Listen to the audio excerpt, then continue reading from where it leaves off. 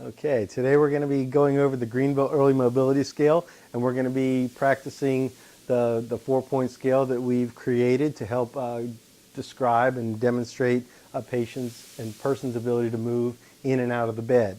We're going to start with 6 activities in the bed, and this would be Greenville Early Mobility Scale Level 1.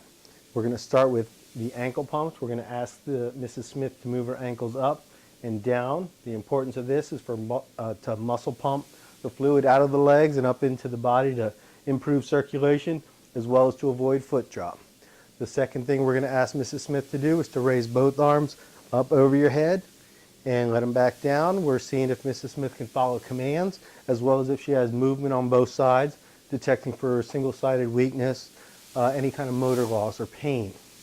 If she can do those two, we're going to move on to the heel slide, where we ask her to bend her knee up and down, and bend the knee up and down.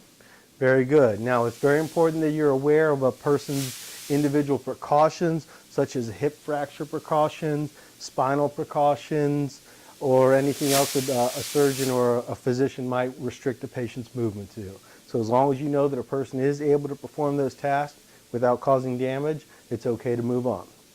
The next exercise we're going to ask her to do is called a bridge, and we're going to ask her to bend each leg up, and we want her to lift her hips up as if we're going to be putting a bedpan under her hips and lower back down. This is important because it shows how much strength she has in her low back and buttock muscles, and we use those for standing purposes.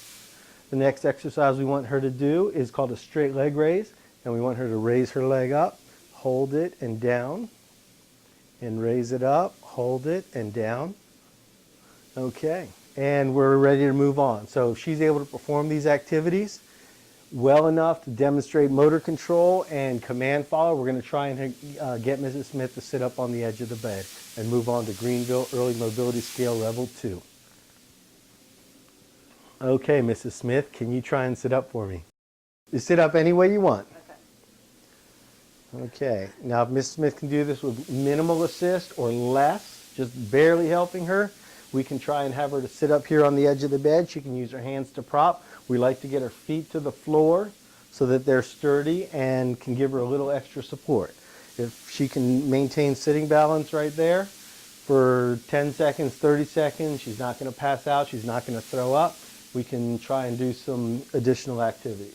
So once I know that she can sit up and she's going to maintain sitting, I'll ask her to kick each leg out straight and down, and the other side. And this is important because her standing muscles are right here. So if she can kick her leg completely straight, that shows good muscle strength in her legs. The next exercise is marching in a seated position. This is working on dynamic balance as well as leg strength.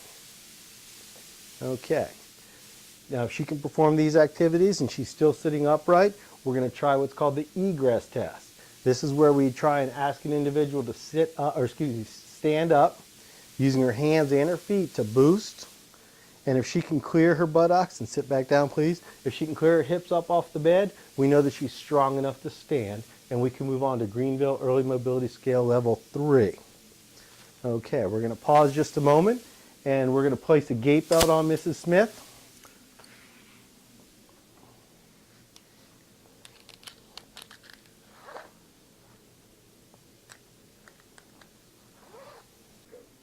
Okay, we're ready to test Mrs. Smith in standing. I'm going to ask for your hand here, and we're going to try and push yourself up into a standing position, and we're going to see if Mrs. Smith can maintain a standing balance, maintain her consciousness. She's not going to fall over. If she does, the bed is right behind where we can sit down again. All right, just a quick note here, we can use a walker for these activities.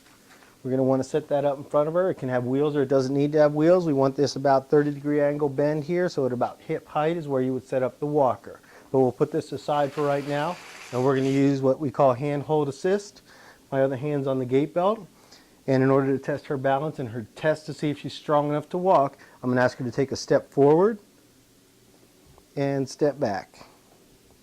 Okay, she's demonstrated her ability to step. Now I'm going to want her to march in place a couple times. Good. I feel confident that she is able to take some steps. And so now we're going to step away from the bed. We'll do a few steps forward. Good. And she can walk with minimal assistance or less. and this is where we want to progress her ambulation at a GEMS level 3. Now tomorrow Mrs. Smith's going to be a lot stronger, so I'm going to be able to turn her loose and ask her just to do some walking with me standing by her just for conversation. And that's Greenville Early Mobility Scale level 4.